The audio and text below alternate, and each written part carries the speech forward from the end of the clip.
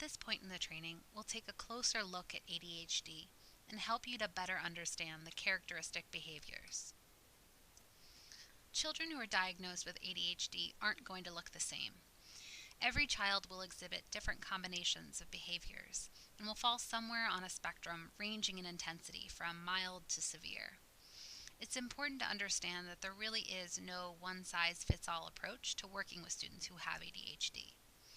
A proactive understanding of the triggers will help to develop activities or lessons that support students with ADHD. While it is important to make accommodations for different learning styles and generally to avoid teacher talk so students don't get lost, it's also important to challenge students with tasks or skills that they might struggle with, like following directions or paying close attention to detail. For example, students with ADHD who struggle with inattentivity, which is described here, will need to develop certain skills in order to be successful in life. You can teach students the importance of following sequential instructions by doing a game or a puzzle, while also making accommodations by giving instructions verbally as well as writing them down. You can create lessons solely devoted to time and task management, or organization, or even reading for context clues to get evidence from the text.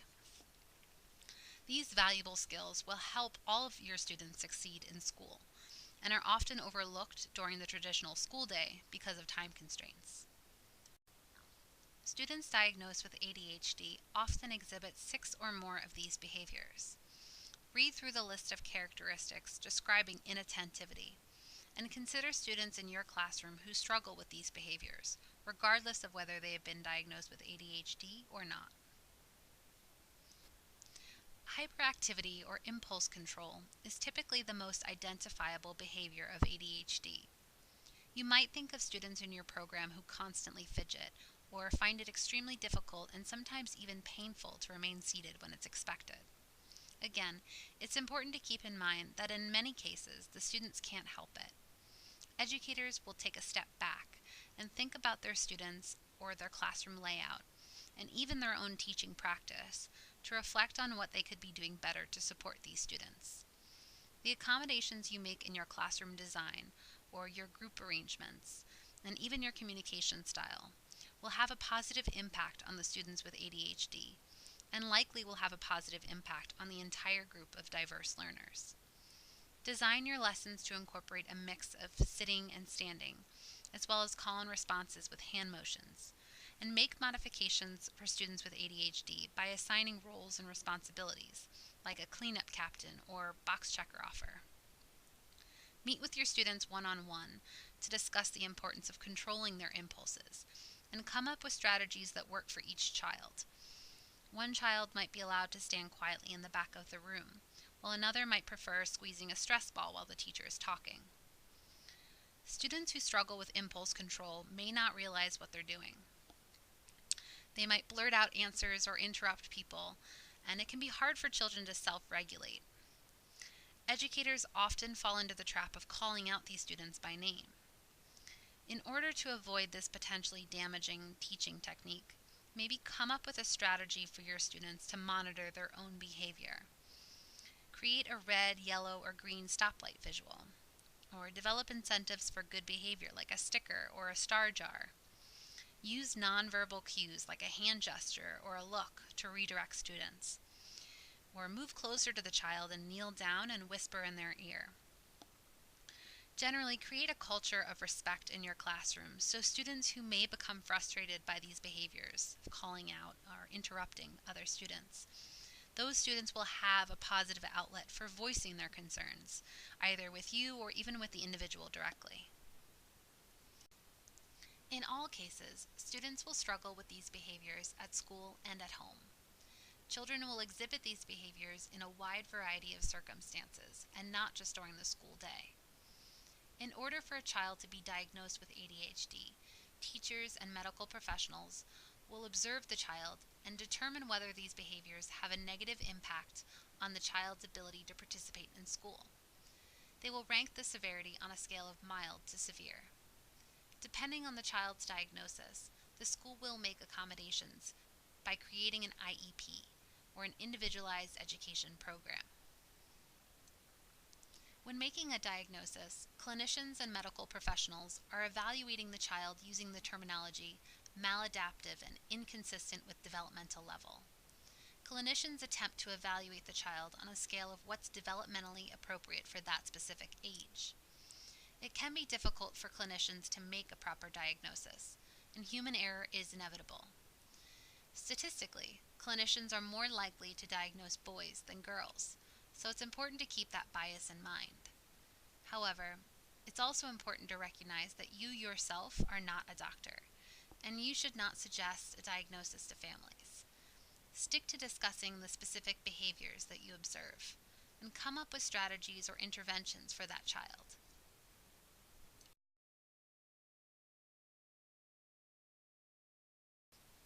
Children with ADHD will experience a wide array of emotions and feelings as a result of their learning disability. It can be extremely difficult for children to navigate the expectations of their teachers and parents, and they may act out because they've been labeled as lazy or disruptive. Relationships with adults are often marked by tension, and children may become resentful or antagonistic as a result of not feeling successful or feeling like they've been set up for failure. Children may show signs of poor self-esteem, dysphoria, which is an intense feeling of depression, and as a result may experience temper tantrums. In order to support students with ADHD, as well as all of your students, you will need patience and perseverance. Patience to take a deep breath, count to 10, and calculate your next move. Perseverance to never give up, even when it seems impossible. Look for the small victories and make a list of the positive gains that you've made with that student. Ask a colleague for help and find someone to mentor the child who may have a fresh perspective. Create a positive relationship and build back the trust by offering some of these strategies, like taking short breaks, finding a quiet space, and sticking to a reliable schedule. Set aside time to meet with the child one-on-one and offer these pieces of advice, or even just inspirational facts, like the famous people who have ADHD listed here. Most importantly, act as a positive role model and communicate the benefits of ADHD, like having a passion and going after what excites you.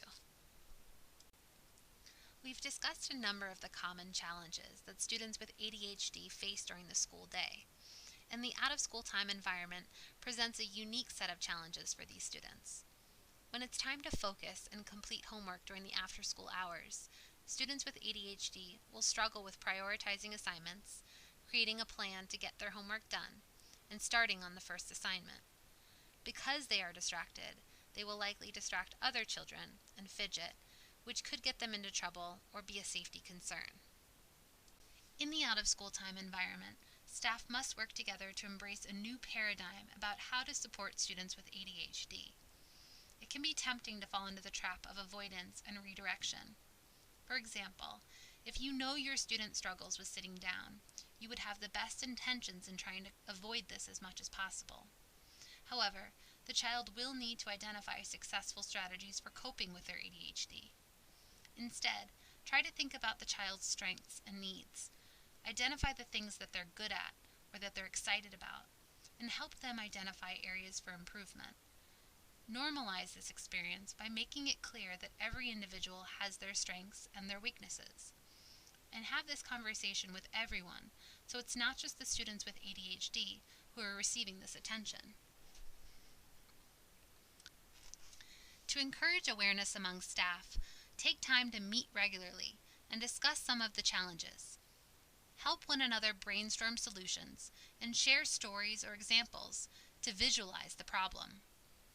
Shift your thinking and make a commitment as a staff team to stick to positive descriptors or goals to inspire action. Problem solve together and use a visual flowchart to make sure you account for all of the information. Plan ahead for problems that may arise and decide how the staff as a team will handle them. For example, what's the structure for talking about children with challenges? How will you address your frustrations in a positive way so staff don't pile on with negativity? How will you handle parent concerns? And is there a system for tracking this communication? Remember, a well-thought-out plan will save you. Without a plan, children will sense weakness and the behaviors will start to seem impossible. In addition to creating a strong staff culture of acceptance and awareness, children need to be taught how to recognize and address the differences they see. Go online and research lessons that teach children anti-bullying techniques, and avoid highlighting the differences between students. Normalize the learning disability and help children feel more comfortable with their unique set of challenges or areas for improvement. Observe small group activities or those informal learning moments, and provide targeted praise to children who exhibit teamwork, self-awareness, or courageousness. Assign groups of mixed abilities and choose activities that highlight the child's strengths. Praise sensitivity and supportiveness whenever you see it, and use a positive incentive system like a value star to create a positive culture. Have the children participate in team building activities to build a sense of camaraderie, and unite the group under a class contract or code of conduct. If problems arise, quickly shift gears and discuss possible interventions, like an activity called Walk a Mile in My Shoes. Talk to the families and involve the child if possible. Brainstorm activities that will showcase their strengths. Work with staff to identify mentors, either a peer or an adult, who can help that child develop self-awareness strategies and skills for working with groups.